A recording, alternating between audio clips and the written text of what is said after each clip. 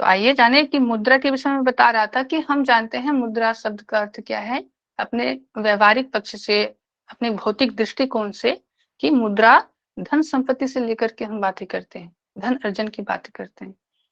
तो आप सभी इस चीज को गौर कीजिएगा, जब हमारे पास धन संपत्ति वैभव बहुत होते हैं, चाहे वो किसी प्रकार का धन हो, चाहे वो विद्या रूपी धन हो, चाहे आपके पास भौतिक रूपी धन हो, तो धन का आगमन होना एक प्रसन्नता का एहसास दिलाता है। जब खर्च ज्यादा होता है, जब हम खर्च व्यय ज्यादा कर देते हैं, तो क्या हमें प्रसन्नता मिलती है? बताइए कोई। नहीं मिलती है। नहीं, खर्च करने से तो हमें प्रसन्नता अर्जन नहीं मिलेगी। अर्जन अर्जन से करने मिलती है। से करने से प्रसन्नता मिलती है। तो यहाँ पर जो है ये मुद्रा शब्द का प्रयोग जो है प्रसन्नता के लिए किया गया। हम जो भौतिक रूप से धन अर्जन करते हैं वो भी प्रसन्नता के लिए किया गया है। तो हमारे हठयोग प्रतियोगिता के अनुसार मुद्रा शब्द का प्रयोग किस लिए किया गया है? अभी भी मैं मौका देता हूँ, मैं 2 हिंट्स दिया हूँ, क्या फिर से कोई बताने की कोशिश करेंगे? यहाँ पर किस प्रकार की प्रसन्नता मिलेगी, जबकि मन मुद्रा का अर्थ तो प्रसन्नता है? बताइए। मन की प्रसन्नता सर। हाँ, कैसे मिलेगी मन की प्रसन्नता? क्या आप ऐसा कर्म कर रहे हैं जो आपको मन की प्रसन्नता मिलेगी? सर जो जैसे बहुत सारी मुद्रा है जिससे हम सोम रूपी जैसे रस का पान करते हैं, हमारे अंदर एक एनर्जी का फ्लो आ जाता है और मन स्थिर हो जाता है, इस वजह से मिलता होगा, मन की प्रसन्नता होती चलिए, होगी। आपकी कहना सही है कि हाँ ऐसे इसके परिणाम बताए गए, ऐसे लाभ बताए गए हैं, लेकिन इसको ये कब प्राप्त होती है, हम क्या करते हैं जो हमें इस प्रकार की लाभ प्राप्ति होती है? अब चलिए मैं आप सभी को थोड़ा सा बताने की प्रयास करता हूँ। जो साधक देखते हैं ना, क्या कहते हैं, तपोदंडानुशहनम, जो हम योग अभ्यास करते हैं तो किस प्रकार की बाधाएं आते हैं? व्याधि, स्थान, संशय, प्रमाद, आलस्य, वीरति, भ्रांति, दर्शन, अल्प भूमिकत, अनवस्थित, जो बताए गए पतंजलि योग दर्शन में। तो मैं इसलिए पतंजलि की बात बोल रहा हूँ कि कहीं ना कहीं हम योग अभ्यास करने से इस प्रकार की बाधाएं आते हैं, चाहे वो हठ प्रतिका के अनुसार हो, दंड दंड उत्पन्न होते हैं। आप कभी भी कोई योग अभ्यास करेंगे तो विषय जो इंद्रिया को बहिर्मुखी करने का, इंद्रिया को जो चंचल करने का काम होता है, उसी वक्त जागृत होती है। तो मुद्रा के क्या होता है कि जब भी हम योग अभ्यास करते हैं तो हमें कष्ट कष्ट होती है, हम उसमें एकाग्र नहीं कर पाते, बहुत सारे बाधाएं आते हैं। तो उस द्वंद्व को, उस क्लेशों को दूर करने के लिए मुद्रा का अभ्यास किया जाता है। कि मुद्रा के अभ्यास से क्या होता है कि उसके जीवन में प्रसन्नता आती है, वो उसको लड़ने की सामर्थ्य आ जाती है। जितने भी द्वंद्व है, जितने भी ऑब्स्टिकल्स हैं, उसको सहन करने की सामर्थ्य आ जाती है। जब हम अपने हाथों को बिना मुद्रा के अभ्यास में रखते हैं तो हाथ हमारा चंचल अवस्था में रहता है, वो कहीं ना कहीं हाथ रहेगा, कभी घुटनों पे रहेगा, कभी हाथों को हम ग्रिप बना करके रखेंगे, कभी अपने गालों पे हाथ को रखेंगे। तो हाथ हमारा क्या है कि यही से हमारा मन डाइवर्ट हो रहा है। तो जब हम कोई मुद्रा का अभ्यास करते हैं, जब हम अपने हाथों को लॉक, फिंगर्स को लॉक लगा कर लेते हैं, टिप्स को स्पर्श करके हम घुटनों पर रख लेते हैं, तो क्या होता है कि हमारे द्वंद आस्ते आस्ते क्षय होने लगते हैं, द्वंद का। ठीक है। और हम क्या करते हैं, अपनी एकाग्रता को अपने कर्म के ऊपर लगाते हैं, हमें अपने धारणा पे लगाते हैं, अपने साधना पे लगाते हैं, और द्वंद क्या है कि पीछे छूटता जाता है और हम आगे बढ़ने लगते हैं। तो अगर द्वंद कमेगा, अगर हमें जो ऑब्स्टिकल्स है वो कमने लगेगी, तो हमें किस चीज की अनुभूति होगी? प्रसन्नता की अनुभूति होगी, मुदिता का अनुभूति होगा। हम योग अभ्यास करेंगे तो हमें उसमें आनंद की प्राप्ति होगी। तो इसलिए भी यहाँ पर मुद्रा का प्रयोग किया गया है। आप सभी को समझ में आया? मुदिता संस्कृत वर्ड है ना, मुदिता। हाँ, मुदिता। क्या अर्थ होता है मुदिता का? संस्कृत प्रसन्नता। ओके ओके जी, आप सभी को समझ में आ गए? बताएंगे कोई कि नहीं आया? फिर से बताए तो मैं कोशिश करूंगा बताने की। क्लियर है सर। जी, देखिए, जब नहीं अगर आप समझ में आए तो मेरे बातों को सुनने से कोई व्यर्थ होगा। अगर लगता है कि नहीं मुझे फिर से बताना चाहिए तो मैं अवश्य बताने का कोशिश करूंगा। हाँ, अगर मैं गलत बताऊं तो उसे आप जरूर ठहराए कि हाँ पांडे जी, अब इस चीज को ये गलत है तो इसको इस प्रकार से हम कर सकते हैं, तो हम उस चीज को भी ध्यान रखेंगे कि हाँ आप कहना क्या चाह रहे हैं। अब चलिए एक बार आगे शॉर्ट में रिपीट करना। हाँ शॉर्ट में रिपीट कर देता हूँ। मुद्रा शब्द का अर्थ होता है, जो मुद्र धातु से उत्पत्ति हुआ है उसका अर्थ होता है प्रसन्नता। तो हम जिस प्रकार से जब मुद्रा का अभ्यास करते हैं तो हमारे द्वंद क्या है कि हमें द्वंद आघात नहीं कर पाता, हम ऑब्स्टिकल से लड़ने की सामर्थ्य आ जाती है। जब हम योग अभ्यास करते हैं तो जितने भी द्वंद्वों एवं क्लेशों से गुजरते हैं, हमें पैरों में दर्द होती है, हम कमर को सीधा नहीं रख पाते, बहुत तरह के बाधाएं आते हैं, तो उस अवस्था को जब गुजरते हैं, जब हम मुद्रा का अभ्यास करने लगते हैं, मुद्रा के साथ अपने साधना प्रारंभ करते हैं, तो वह द्वंद जो है, वह क्लेश जो है, उसका क्षय होने लगता है। और द्वंद और क्लेश का क्षय होने से क्या होते है कि हमें प्रसन्नता की अनुभूति होती है। इसलिए यहाँ पर मुद्रा उपदेश का भी वर्णन किया गया है। ठीक है भ्राताश्री, समझ में आया आपको? हाँ जी जी जी सर फिर चलिए तो ये अब हम एकाग्रता के लिए भी बहुत सही होती होगी। हाँ बहुत सही होती होगी, एकाग्रता जी सही सर। होगी। आप सभी ने विपासना मेडिटेशन का नाम सुने हैं क्या? जी सर सुना है। जी सर।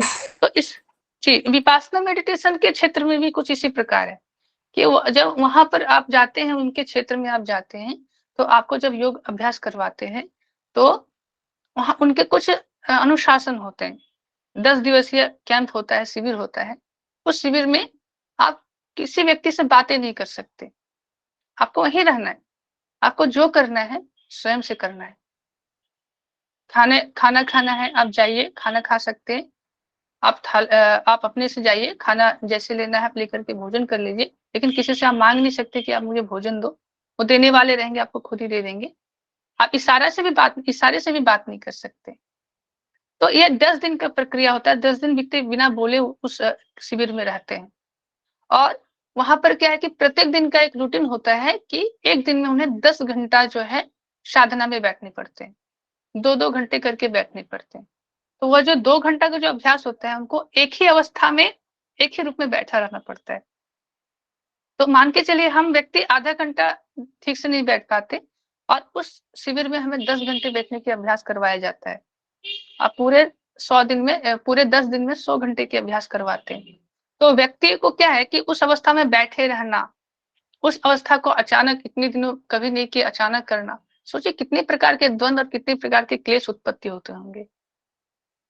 हाँ, अगर किसी ने विपासना मेडिटेशन का अभ्यास किए हैं, आप उनसे पूछिएगा, जब वो शिविर से वापस लौटते हैं, तो उनसे, जब शिविर खत्म हो जाता है, जब उनसे पूछा जाता है कि आपको क्या लाभ की प्राप्ति हुई, तब वो बताते हैं कि हाँ, हमने सभी द्वंद्वों को सहते हुए, सभी क्लेशों को सहते हुए हमें इस प्रकार की अनुभूति हुई। और अनुभूति अपने शब्दों में बयान नहीं कर सकते, जो व्यक्ति इसको किया है वही उस चीज को अनुभव कर सकते हैं। तो ये होता है महामुद्रा का। मैं उदाहरण, बहुत अच्छा उदाहरण दिया हूँ, मुद्रा शब्द का उदाहरण दिया हूँ। तो मैं आगे बढ़ता हूँ, समय को ध्यान देते हुए हम लोग तत्व पे जाते हैं। अच्छा मुझे बताइएगा, मैं पूछना चाहूंगा आप सभी से कुछ क्वेश्चन कि मुद्रा का अभ्यास, हठ प्रदीपिका के अनुसार मुद्राओं का अभ्यास किस लिए करना चाहिए? बताए थे, अभी किसी ने बताया था, कोई बहन जी थे, उन्होंने बताया कि मुद्रा का अभ्यास किस लिए करना चाहिए? कुंडलिनी जागरण के लिए। बहुत बढ़िया। जिसने हठ प्रदीपिका पढ़े हुए हैं वो ये बता सकते हैं कि योग एवं तंत्रों का आधार किसे माना गया है? योग एवं तंत्रों का आधार कुंडलिनी को। कुंडलिनी को। Very good. अच्छा, मुद्राओं की तुलना किससे की गई है? मैं कुछ डिस्कस किया था पिछले सत्र में, इसलिए मैं पूछ ले रहा हूँ आप सभी से। कुलवधू से सर। कोई और बताए, मुद्राओं का अभ्यास किसके लिए किया गया है? तुलना तुलना किससे की गई है? रत्न की पिटारी करके। हाँ हाँ जी, रत्नों से भरी पिटारी से। आभूषण की रत्न। हाँ जी। अच्छा यह हम पढ़े थे तो 10 मुद्राओं के लाभ के विषय में बता सकते हैं। 10 मुद्राओं का लाभ क्या है? जरा मरण नाशनम। बहुत बढ़िया, जरा मनन नाशनम। और एक क्या है बताएंगे? कोई दूसरा कोई बताइए। आप बता दिए, ठीक है, अब कोई और बताएं। 10 मुद्राओं का लाभ क्या है? अष्टसिद्धि, 8 प्रकार के ऐश्वर्य। वेरी गुड, हाँ जी, अष्ट सिद्धि या 8 प्रकार के ऐश्वर्य की प्राप्ति। अब अच्छा तृप्ति जी, अष्ट सिद्धि क्या है बता दीजिए।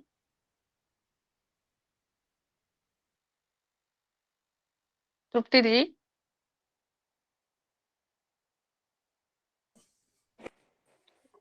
लघिमा गरिमा है, ये सिद्धि है। हाँ जी बताइए, 8 के नाम बताइए, क्रमांक अनुसार बताइए। अणिमा, लघिमा, गरिमा, महिमा, गरिमा, प्राप्ति, महिमा। प्रज्ञा, ऐशित्य, वैशित्य। अनिमा के बाद क्या है? अणिमा, लघिमा, गरिमा, महिमा, प्राप्ति, लघिमा नहीं, प्रज्ञा, महिमा, ठीक है। अनिमा, हाँ, अनिमा, अनिमा के महिमा, बाद गरिमा, महिमा। लघिमा, प्राप्ति, प्राकाम, ईशिता, वशिता। वेरी गुड, वेरी गुड, बहुत अच्छा आपने जवाब दिए। तो 10 मुद्राओं के लाभ के विषय में बताया है कि ये देवताओं के लिए भी दुर्लभ है, ऐश्वर्य की प्राप्ति होती है, अर्थात अष्ट सिद्धि की भी प्राप्ति होती है। और 10 मुद्राओं के अभ्यास से क्या होता है? जरा मरण अर्थात रोग, माने बुढ़ापा और मृत्यु को नष्ट कर देने वाली बन जाते हैं जो मुद्राओं का अभ्यास करते हैं। तो आइए हम मुद्राओं को पढ़ते हैं। तो मुद्राओं के विषय में देखिए, मैं जो बताया कुछ तो मैं आप सभी को पुस्तक से बताऊंगा, और साथ ही साथ गुरुजी का हमारे पास हमारे कौशल सर का दिया हुआ नोट है, उन्हीं का बनाया हुआ नोट है, और मैं भी इन्हीं से अध्ययन किया हूँ और यहीं से मैं आप सभी को पढ़ा रहा हूँ। तो देखिए, पहले ही मुद्राओं का वर्णन करते हुए उन्होंने क्या बताया है, पहले ही किस विषय में बताया है कि योगम तंत्र का आधार क्या है, उसके विषय में बताया है कि ससेलवन धात्रीणाम यथा धारो हि नायकः सर्वेषां योग तंत्राणाम तथा धारो हि कुंडली। अर्थात जिस प्रकार शेषनाग को वन पर्वतों सहित पूरी पृथ्वी का आधार माना जाता है, शेषनाग को पृथ्वी का आधार माना जाता है, हम इस चीज को जानते हैं, हमने शास्त्रों में पढ़े। तो ठीक उसी प्रकार कुंडलिनी शक्ति को सभी योग एवं तंत्रों का आधार माना जाता है। तो क्वेश्चंस यहाँ से पूछे जा सकते हैं, सभी योग एवं तंत्रों का आधार किसको माना जाता है? कुंडलिनी को। कुंडलिनी को। कुंडलिनी को। अब आगे पढ़ेंगे हम कि आगे कुछ श्लोक हैं, उसको हम नहीं उतना ध्यान दे रहे हैं। आगे फिर गुरु कृपा के चक्र एवं ग्रंथियों का भेदन की बात कहा गया है कि कुंडलिनी से किस प्रकार होते हैं, कि गुरु की विशेष कृपा एवं आशीर्वाद से जब साधक की सोई हुई कुंडलिनी शक्ति में चेतना आ जाती है, जब हम गुरु के आदेशानुसार योग अभ्यास करते हैं, तो जो कुंडली हमारे सुप्त अवस्था में होते हैं वो जागरूक होते हैं और चेतना उनमें आने लगती है, अर्थात वह जागृत हो जाती है, तब साधक के सभी चक्रों एवं ग्रंथि खुल जाते हैं। आगे बताते हैं कि सुषुम्ना नाड़ी प्राण के लिए शून्य अर्थात सुख को देने वाला कहा गया है।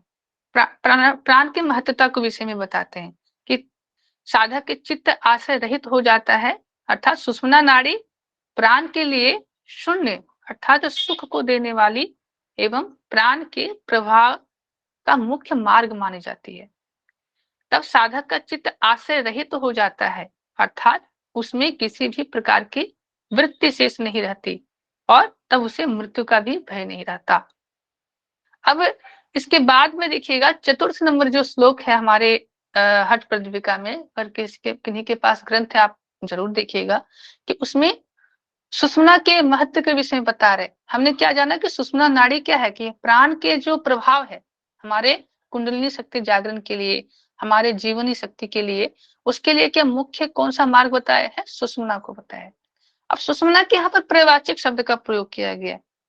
यहाँ पर सुषुम्ना को क्या क्या बोला जाता है हम पढ़ेंगे।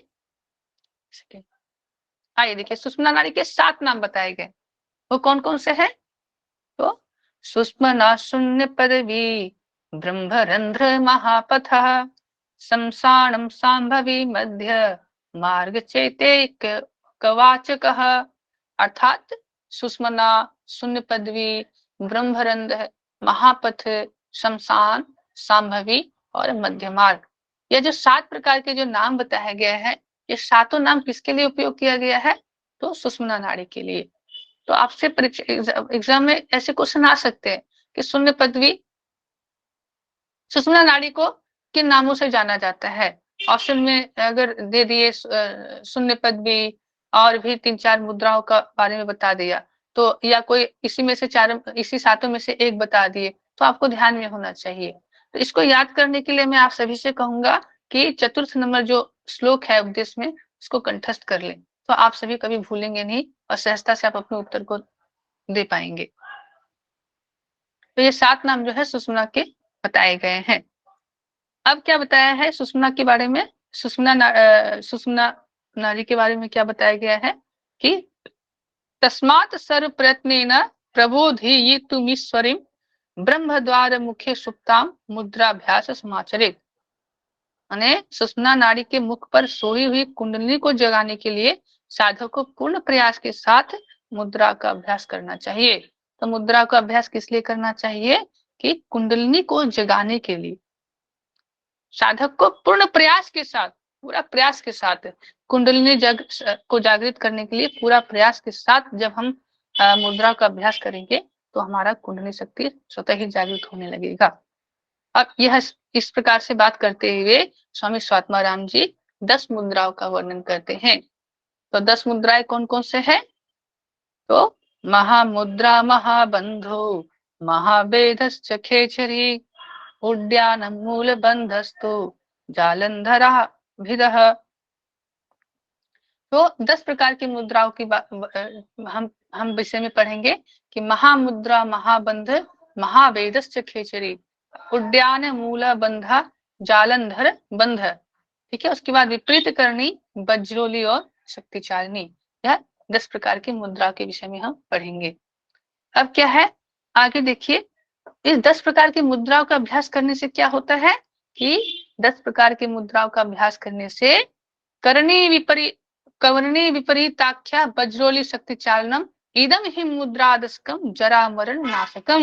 अर्थात सभी रोग नष्ट होते हैं और साथ ही मृत्यु के लिए भी उत्तरदायी सभी कारण भी नष्ट हो जाते हैं और बुढ़ापा भी नहीं आते। इस प्रकार से जरा मरण नाशकम शब्द का प्रयोग किया गया है। और क्या है कि मुद्राओं की उपयोगिता के बारे में बताते हैं कि मुद्राओं का अभ्यास जो माने यह कौन कहते हैं? इससे भगवान आदिनाथ अर्थात शिव भगवान मुद्राओं की विशेषता को बताते हुए कहते हैं कि यह 10 प्रकार की मुद्राएं साधक को 8 प्रकार की दिव्य एवं ऐश्वर्य से युक्त सिद्धि प्रदान करवाती है। ये मुद्राएं सभी सिद्ध योगियों को प्रिय है। ये जितने प्रकार के 10 मुद्राओं की वर्णन किया गया है, जो सिद्धि पुरुष है उनके लिए बहुत प्रिय माना गया है। और क्या बताया गया कि यह देवताओं के लिए भी सहजता से नहीं मिलती, देवताओं के लिए भी दुर्लभ है। तो सोचिए कि मुद्रा का ये 10 प्रकार की मुद्रा के महानता के विषय में किस प्रकार भगवान शिव कहते हैं। अर्थात ये सभी मुद्राएं देवताओं को भी कठिनता से प्राप्त होती है। और क्या कहते हैं 9 नंबर श्लोक में कहते हैं कि गोपनीयम प्रयत्नेन यथा रत्न करंडकम तस्य चिन्नेव वक्तव्यम कुल स्त्री सुरतम यथा। अर्थात जिस प्रकार बहुमूल्य रत्नों से भरी पिटारी को छिपा कर रखा जाता है, ठीक उसी प्रकार इन मुद्राओं को भी पूरी तरह से गुप्त रखना चाहिए। किस प्रकार गुप्त रखना चाहिए कि जैसे अच्छे कुल अर्थात जैसे अच्छे कुल की जो स्त्रियां होती है अर्थात घर की नारी संभोग आदि की चर्चा किसी अन्य के साथ नहीं करती, ठीक उसी प्रकार हमें मुद्राओं का अभ्यास की चर्चा सभी से नहीं करना चाहिए। तो देखिए यहाँ पर ऐसे शब्द का क्यों प्रयोग किया गया है कि यहाँ पर मुद्राओं को गुप्त रखने का अभिप्राय यह बिल्कुल भी नहीं है कि हम मुद्राओं का ज्ञान किसी को भी नहीं दे सकते। देखिए यहाँ पर गुप्त रखने का अर्थ है कि इन मुद्राओं का ज्ञान किसी अयोग्य अर्थात दुष्ट या गलत व्यक्ति को कभी नहीं देना चाहिए। क्योंकि अयोग्य व्यक्ति इस अमूल्य ज्ञान के महत्व को नहीं समझता, जिससे वह इसका उपहास उड़ाने का ही काम करेगा, इसका मजाक उड़ाएगा। आप अयोग्य व्यक्ति को बताएंगे, उन्हें इससे क्या मतलब, बोलेंगे इसको करने से क्या होगा। और यदि दुष्ट एवं गलत व्यक्ति को इसका ज्ञान देते हैं तो वह इसका दुरुपयोग भी करने भी काम करेगा। इसलिए इन अत्यंत उपयोगी एवं दिव्य शक्ति को प्रदान कराने वाली मुद्राओं को गुप्त रखना चाहिए। सबसे पहले इस बात का पता लगाना चाहिए कि जिस व्यक्ति को हम यह ज्ञान दे रहे हैं वह इसका पात्र है या नहीं है, इस चीज का ज्ञान होना चाहिए। तो देखिए, जिस प्रकार श्लोक में अच्छे कुल स्त्री का उदाहरण भी दिया गया है कि वह संभोग आदि गुप्त बातों की चर्चा किसी अन्य के सामने नहीं करती, ऐसा करने से उनकी छवि एवं सम्मान की हानि होती है ना। इसी को ध्यान में रखते हुए इन मुद्राओं का अत्यंत गोपनीय रखने की बात कही गई है।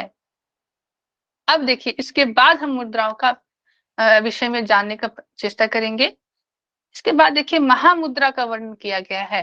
तो कल हम पिछले सत्र में हम महामुद्रा की ही चर्चा कर रहे थे। तो आइए हम महामुद्रा के बारे में जाने कि पहले महामुद्रा के अभ्यास की विधि को बताते हैं कि अपने बाएं पैर की एड़ी को शिवनी प्रदेश को दबाकर, देखिए यहाँ पर मैं एक आप सभी को आप देखिए किताबी भाषा, किताबी तो एक सेकंड रुकिए, जिस प्रकार हठ प्रदीपिका में बताया गया है उसको भी पढ़ेंगे और प्रैक्टिकली हम किस प्रकार कर सकते हैं उसको भी ध्यान देंगे। तो मैं आप सभी को एक फोटो में शेयर करूंगा, स्क्रीन शेयर करूंगा, जिसमें आप सभी को समझने में सुविधा होगी। ओके, सिर्फ महामुद्रा का ही मैं तस्वीर शेयर कर रहा हूं।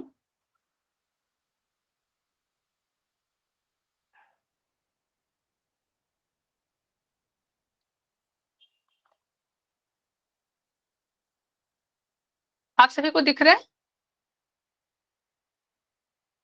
जी जी, देखिए महामुद्रा के बारे में क्या बताया गया है कि अपने बाएं पैर की एड़ी से शिवनी प्रदेश अर्थात योनि का जो स्थान है, वहां क्या करना है कि दबाकर दूसरे अर्थात दाएं पैर को भूमि पर सामने की तरफ फैलाकर, जैसे कि दंडासन, हम पहले मान के चलिए पहले दंडासन में बैठ जाइए। सुरेश जी पूछ रहे थे ना, और उन्होंने भी बताया कि हमारे इधर भी इस प्रकार का अभ्यास किया जाता है ना sir. Right sir, are you getting from there sir? Is it appropriate? Yes yes, okay. So ये देखिए, यहाँ पर क्या है कि भूमि पर दाएं पैर को भूमि पर सामने की तरफ फैलाकर उसे दोनों हाथों से मजबूती के साथ पकड़े। अब क्या है कि अब प्राणवायु को अंदर भरकर, प्राणवायु हम अंदर भरेंगे और कौन सा बंद लगाएंगे? तो जालंधर बंद लगाएंगे। जालंधर बंद लगाए, जिस प्रकार अब देखिए जालंधर बंद का और क्या तुलना किससे किया गया है कि जिस प्रकार सर्प डंडे की चोट खाकर डंडे की तरह सीधी हो जाती है, ठीक उसी प्रकार महामुद्रा करने से कुंडलिनी शक्ति भी सीधी हो जाती है। तो ऐसा होने से दोनों नासिकाओं में आने जाने वाले प्राणवायु की क्रियाशीलता प्राय लुप्त होने लगता है, अर्थात कमने लगता है। हमें उस चीज का आभास नहीं ले रहा था कि हम कब प्रास ले रहे हैं और छोड़ रहे हैं। तो ये जो पोस्चर है ये महाबंध का पोस्चर है, महामुद्रा का है। अब इसके बाद देखिए, उसके बाद महामुद्रा को करने के बाद अब इसको क्या है कि हम पोस्चर में आ गए हैं, अल्टरनेटिव पोस्चर अब हम करने हैं। उसके बाद क्या करें कि महामुद्रा को करने के बाद जालंधर बंद को हटाकर, ठीक है, फिर हमें अपने प्री स्टेज में आना है। उसके बाद अर्थात महामुद्रा को करने के बाद जालंधर बंद को हटाकर श्वास को धीरे धीरे बाहर छोड़ना है। और श्वास को छोड़ने में कभी भी जल्दबाजी नहीं करनी चाहिए। महासिद्ध योगियों ने इसे महामुद्रा कहते हुए इसका वर्णन किया गया है। तो आप सभी को समझ में आया कि महामुद्रा हम किस प्रकार करते हैं? तो नहीं आया तो मैं फिर से बताऊंगा, आप मुझसे पूछ सकते हैं। इसमें सर दृष्टि कहाँ रहती है? हाँ, दृष्टि की बात जो है कि हम पढ़ेंगे कि दृष्टि कहाँ रहती है। मैं आपको बताता हूँ, श्लोक में आएगा तो मैं आपको ध्यान से मैं बताता हूँ। महामुद्रा, सर हाँ जी,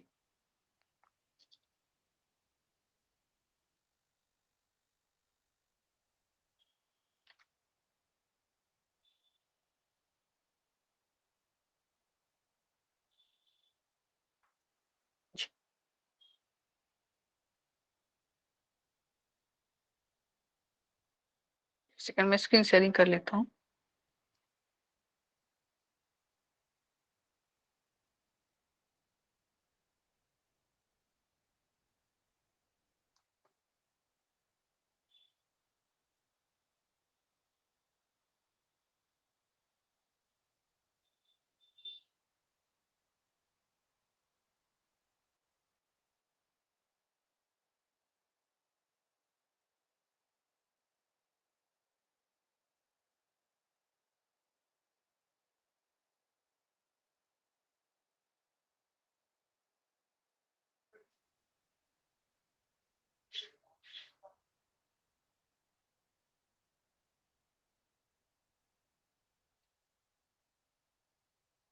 चलिए, तो महामुद्रा के विषय में पढ़ते हैं कि और क्या बताया गया। हम आगे पढ़ेंगे तो हमें दृष्टि के विषय में भी ध्यान में आएंगे कि किस प्रकार सुषुम्ना में ध्यान रखने की बात की गई है, हम उस चीज को भी समझेंगे।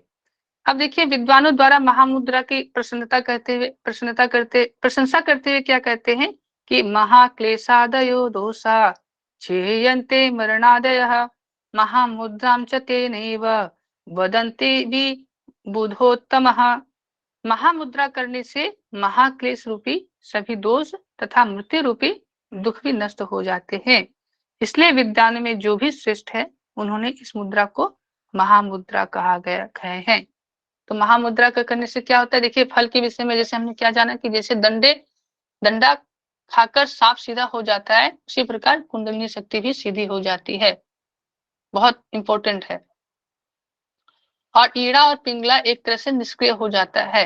यहाँ पर जो सब प्रयोग किया गया है ना कि यम खलु महामुद्रा यहाँ पर जो हमने पढ़े थे कि नासिका से आने जाने वाले प्राण वायु की क्रियाशीलता लुप्त प्राय हो जाते हैं। तो उसी विषय में यहाँ पर गुरुजी ने लिखे हैं कि ईड़ा और पिंगला एक तरह से निष्क्रिय हो जाता है। आगे क्या है कि महामुद्रा की विशेषता बताते हुए हमने जाना कि जैसे डंडा खाकर सांप सीधा हो जाता है, उसी तरह से कुंडली शक्ति भी सीधी हो जाती है। अब इसके फल में विषय में बताते हैं कि महामुद्रा करने से महाक्लेश रूपी सभी दोष तथा मृत्यु रूपी दुख भी नष्ट हो जाते हैं। इसलिए विद्वानों में जो भी श्रेष्ठ है, उन्होंने इस मुद्रा को महामुद्रा कहा है। तो पहला ही फल क्या बताया है कि महाक्लेश नामक जो दोष है वो किससे दूर होती है, तो वह महामुद्रा के अभ्यास से दूर होती है। और क्या बताते हैं कि इसके विषय में और बताते हैं कि चंद्रांगे तु समभ्यास सूर्यांगे पुनरभ्यसेत यावत् तुल्य भवे संख्या तत्व मुद्रा विसर्जित। अर्थात बाईं ओर से जब महामुद्रा का अभ्यास करने के बाद दोबारा इसका दाईं ओर से भी अभ्यास करना चाहिए। जब दोनों पैरों का इसका एक समान अभ्यास हो जाए, तब महामुद्रा को अभ्यास को समाप्त कर देना चाहिए। तो हम करेंगे कैसे, वो भी बताया गया। जब हम एक तरफ से करते हैं तो दूसरे अल्टरनेट हमें भी करने चाहिए, वो भी बताया गया। और फिर हम इसे समाप्त करेंगे। अब क्या बताते हैं लाभ के विषय में, नहीं पथ्यम व्या रसा सरे विनीरसा अभी भुक्तम विषम घोरम पीयूषमीव जीयते। तो महामुद्रा के लाभ के विषय में बताते हैं कि महामुद्रा का अभ्यास करने से साधक की जठराग्नि इतनी प्रबल हो जाती है कि उसके लिए किसी भी प्रकार का भोजन पचने अथवा ना पचने वाला नहीं रहता। वह सभी प्रकार के आहार को आसानी से पचा लेता है। बिना रस वाला आहार भी इसके लिए रसयुक्त हो जाता है। इसके अलावा वह भयानक जहर को भी इस प्रकार पचा लेता है जैसे कि वह अमृत हो। अब देखिए, महामुद्रा को किसके साथ तुलना किया है कि सभी दोषों को दूर करता है, मृत्यु का भय भी नहीं रहता, पथ्य और अपथ्य कोई भी मायने नहीं रखता, वो किसी को भी पचा लेता है, नीरस भी रसयुक्त हो जाता है और भयानक विष भी अमृत के समान हो जाती है। अब मुझे यह बताइए, मैं प्रश्न पूछता हूँ कि किस प्राणायाम के अभ्यास से भयानक विष भी का प्रभाव भी नहीं रहता, किस प्राणायाम के अभ्यास से?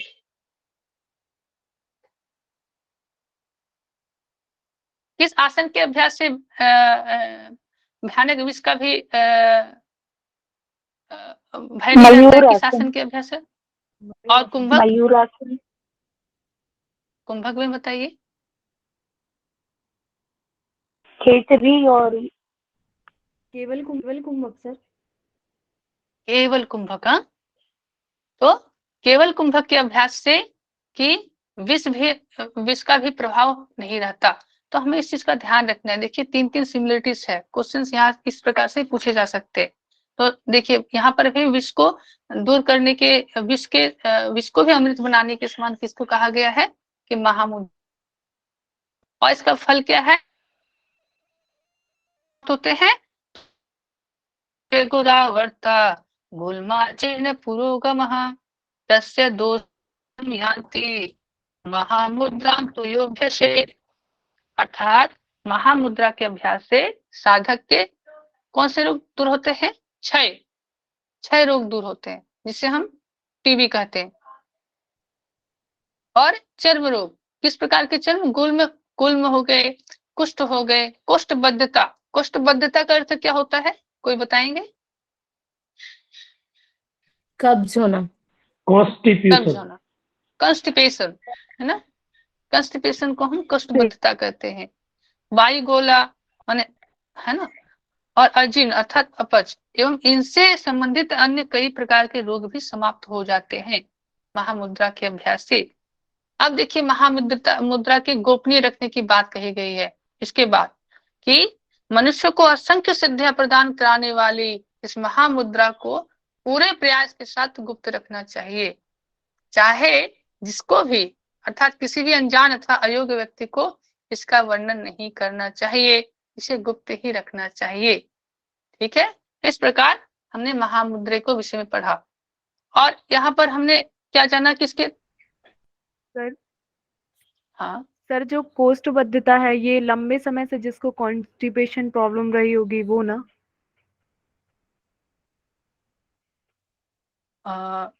यहाँ पर बताया गया है कोष्ठबद्धता बताया गया है, यहाँ पर लंबे समय में बात नहीं कही गई है। हाँ, अगर आपको प्रैक्टिकली जानना है तो उसका अभ्यास आप कर सकते हैं। यहाँ पर कहा गया है कि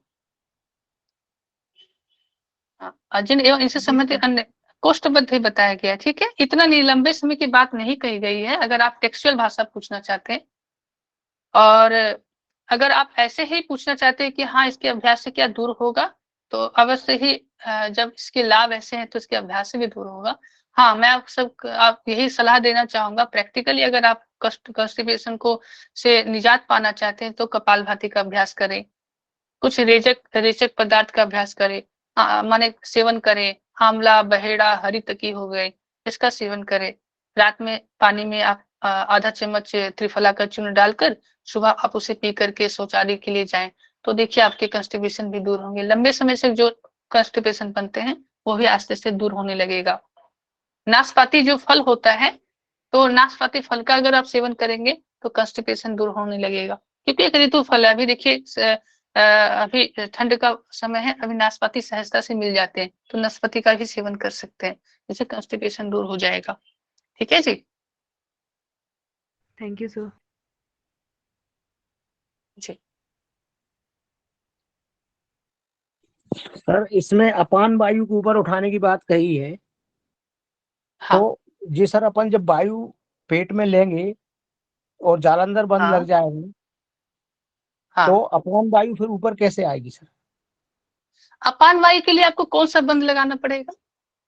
उसमें तो सर अपान वायु के लिए मूल बंद लगाना पड़ेगा। मूल बंद लगाना पड़ेगा। जी ठीक है, जब हम मूल जी बंद लगाएंगे, जब हम अश्विनी मुद्रा का अभ्यास करेंगे, तो अपान वायु के ऊपर की ओर उठने लगेगा। नहीं सर, इसमें ये ठीक है कहा है जी। ना महामुद्रा में हाँ जी, कि जालंधर बंद लग जाएगा आपका, हाँ जी, हाँ। तब आपकी अपान वायु ऊपर कैसे जाएगी? देखिए जालंधर बंद लग जाएगा, तो जालंधर बंद लगाने के साथ साथ हमें और क्या अपान वायु को ऊपर लाने की बात कही गई, तो क्या हम मूलबंद भी नहीं लगा सकते? मूलबंद सर भी लगा सकते हैं। पेट में जब वायु रहेगी तो मूल बंद कैसे लगेगा सर? नहीं नहीं, वायु वायु रहे या ना रहे, है ना, जी सर। लेकिन फिर भी हम मूलबंद लगा सकते हैं। जी इसके सर। वायु रहने या ना रहने से नहीं, बस हमें वायु को जो है कि ऊर्ध्वगामी करना है, उसे हमें अधोगामी नहीं करना है। जी सर। ठीक है, आप में आपके उदर में वायु रहे या ना रहे, लेकिन मूल बंद लग सकता है। अपान वायु जी को सर। ऊपर खींचने की बात कही गई है। ठीक है जी जी। Sir, thank you sir. ये गुदावर्त वाला कौन सा होता है?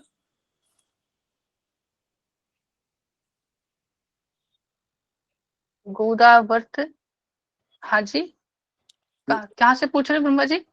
ये जो क्षय कुष्ठ गुदावर्त गुलम गुल्मा जीर्ण पुरोगमः तस्य दोषः क्षम यान्ति महामुद्रम तो योभ्यसेत्। हाँ, तो प्रश्न अच्छा है जी जी। गोदावर्त का मैं एक बार देख लेता हूँ किताब में वर्णन है कि नहीं है, क्योंकि मुझे भी इस चीज का भी ध्यान में नहीं है, तो इसलिए मैं देख लेता हूँ। किडनी से रिलेटेड होगा। हाँ, मैं देख लेता हूँ।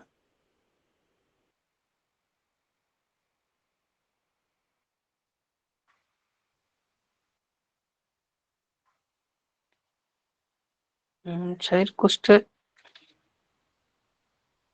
उदाव्रतम अर्थात गुल्म अजीर्ण पुरोगमः, उदाव्रत गुल्म अजीर्ण इत्यादि दोष रोग कहा गया है।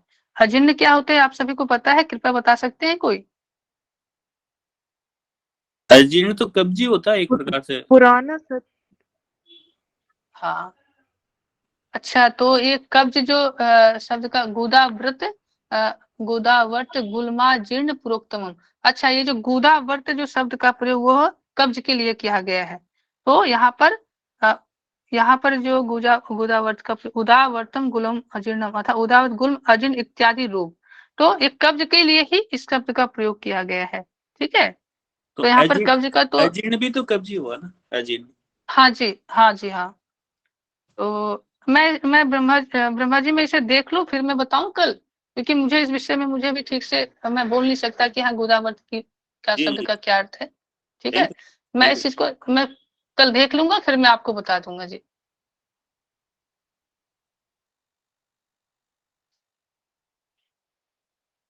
अब देखिए उसके बाद सर अजीर्ण शायद इंडाइजेशन को बोलते हैं, शायद अजीर्ण। जी जी, इंडाइजेशन अपाचन यानी अजीर्ण है, अपाचन जी। तो यहाँ पर जो मैं चौकंबा पब्लिकेशन पुस्तक में देख रहा हूँ, उदावर्तम गुल्म अजीर्ण पुरोगमः अर्थात उदावर्त गुल्म अजीर्ण इत्यादि दोष उसके लिए किया गया, रोग को क्षय करने के लिए कहा गया है। तो फिर भी मैं इसका देख लूंगा कि क्षय कुष्ठ उदावर्त गुल्म अर्थात अजीर्ण आदि सभी दोष रोग दूर करने के लिए किया गया है। मैं फिर भी इसका अर्थ में कल देखूंगा कि हाँ गोदावर्त का क्या अर्थ है और कब्ज का शब्द का प्रयोग किस लिए किया गया है। यहाँ पर जो हम पढ़ते हैं महामुद्रा का अभ्यास करने वाले की जठराग्नि इतनी तीव्र हो जाती है कि साधक में अपथ्य पथ्य कुछ भी हो उसे भी पचाने की क्षमता आ जाती है। घोर विष के पेट में चला जाए तो वो भी पच जाता है। क्षय कुष्ठ उदावर्त गुल्म अजीर्ण आदि सभी दोष रोग माने उदर संबंधित विकार के बारे में बताया गया। क्षय तो हमारे हो गए चर्म रोग, सॉरी हाँ कुष्ठ उदावर्त, हाँ तिल्ली।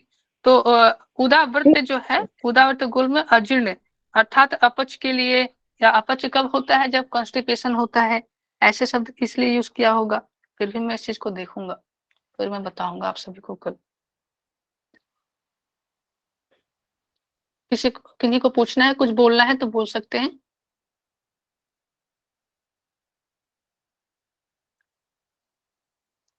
तो आगे बढ़े हम।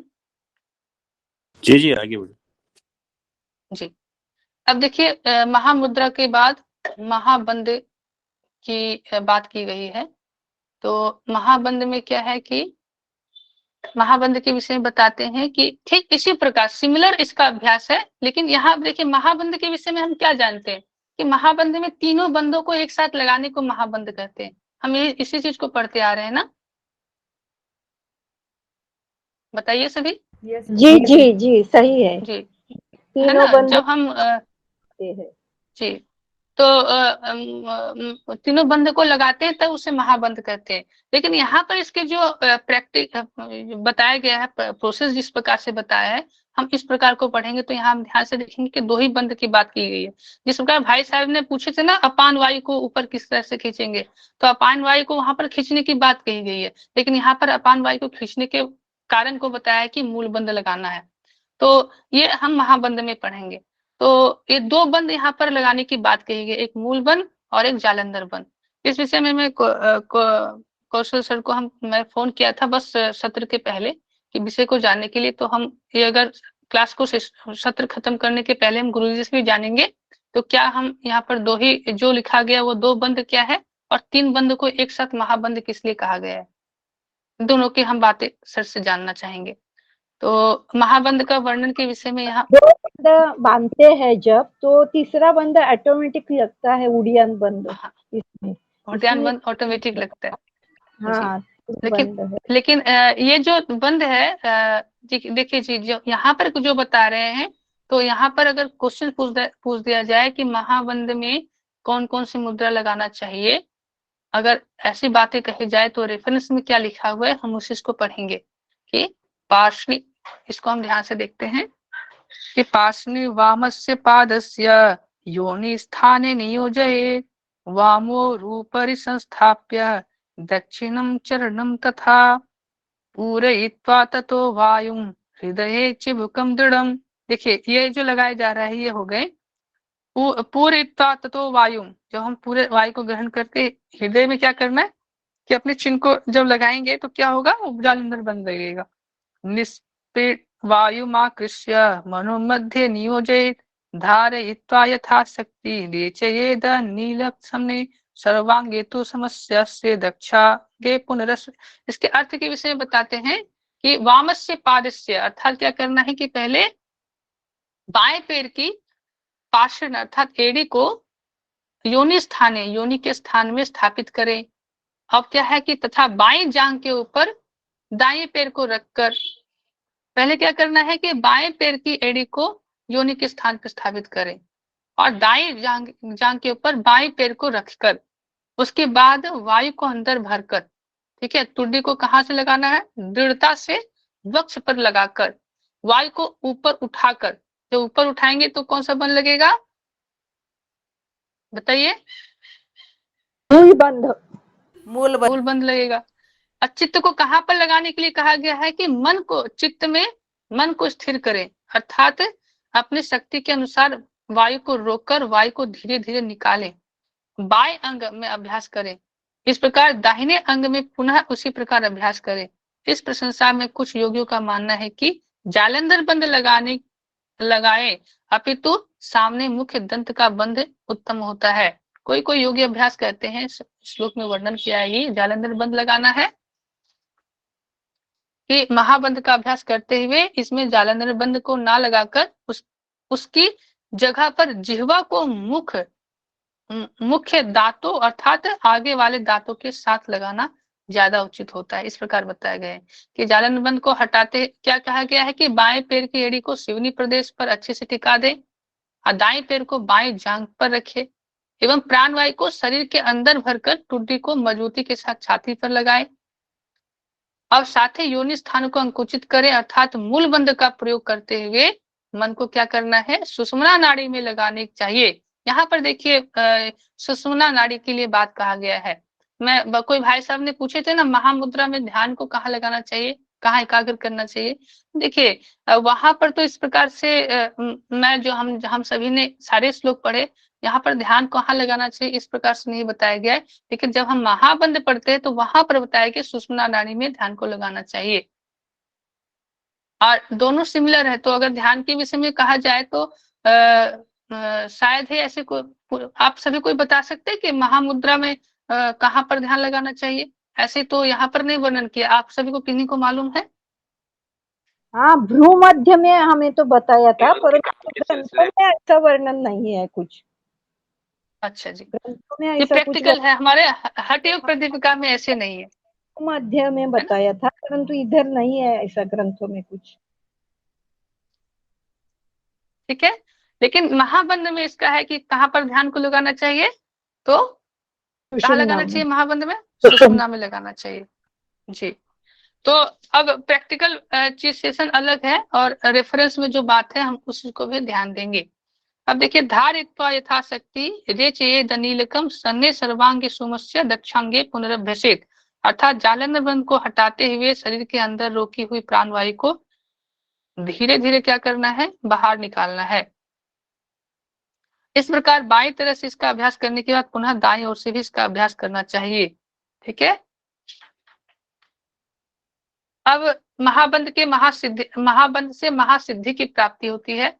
किस प्रकार से कहा गया है कि यह महाबंद सभी नाड़ियों के ऊपर की ओर क्रिया एवं बाएं, यहाँ पर भी देखिए गुरुजी ने लिखा है कि बाएं पांव की एड़ी को सिवनी में रखिए, दाहिने पांव को बाएं पैर के ऊपर रखिए, फिर पूरा करते हुए जालंधर बंध लगाइए और मूलबंध लगाइए। अब मन को कहाँ पर लगाना है कि सुषुम्ना में लगाना है और यथाशक्ति कुंभक करके धीरे धीरे इसको रेचक करना है। दोनों पांव को भी इसी क्रिया को दोनों पांव से इसी क्रिया को करनी चाहिए। अब फल के वासी विषय में क्या बताते हैं कि यह बंध सभी नाड़ियों की ऊपर की ओर प्रभावित होने वाली गति को रोकता है। यह महाबंध सभी नाड़ियों की और प्रभावित होने वाली गति को रोकता है, जिससे निश्चित रूप से यह महाबंध साधक को महान सिद्धियां प्रदान कराने वाली होती है। तो महान सिद्धियां प्रदान कराने वाली कौन सी बंध होती है? तो महाबंध होती है। और महाबंध के लाभ के विषय में क्या बताते हैं कि कालिदास महाबंध विमोचन विचक्षण त्रिवेणी संगम धत्ते केदारम प्रापयेन मनः। महाबंध का फल क्या है कि मृत्यु विनाश अर्थात काल पास का बंधन नहीं रह जाता। साथ ही साथ क्या होता है कि त्रिवेणी का संगम होता है। त्रिवेणी का संगम का अर्थ क्या होता है? उमेश जी सॉरी सुरेश जी बताइएगा। क्या सर? त्रिवेणी का संगम का अर्थ क्या होता है? इडा पिडा और सुषुम्ना का मिलन। सुषुम्ना का मिलन, उसी को हम त्रिवेणी का संगम कहते हैं। तो त्रिवेणी का संगम भी प्रारंभ हो जाता है। अब मन कहाँ लग जाता है? तो मन केदार में पहुंच जाता है। ठीक है, और मन को शिव स्थान अर्थात आज्ञा चक्र में स्थित हो जाता है। मन केदार जो शब्द का प्रयोग किया गया किसके लिए किया गया है? तो आज्ञा चक्र के लिए। ठीक है, इस चीज का ध्यान रखेंगे। अब देखिए यहाँ पर क्वेश्चन पूछा जा सकता है कि दूसरे मत के अनुसार जालंधर बंध की जगह क्या करना चाहिए? तो जीवा को कहाँ लगाना चाहिए? तो जीवा को राजदंत पर लगाना चाहिए। अब राजदंत क्या होता है ब्रह्मा भैया, आप कृपया बताने की कोशिश कीजिए। जो ये ऊपर के अपने आगे के दांत होते हैं वो राजदंत होते हैं। और देखिए क्वेश्चन ये भी आ सकते हैं कि महाबंध के अभ्यास से मन कहाँ पहुंच जाता है? तो मन केदार में पहुंच जाता है। ठीक है, अब आगे बढ़े हम। 8 तो बज गए, समय हो गए, तो आज के लिए हम इतने ही रहने देते हैं। तो सभी को मेरा धन्यवाद। कल हम पढ़ेंगे महावेद के बारे में। आप सभी को किन्हीं को कुछ पूछना है तो आप मुझसे पूछ सकते हैं।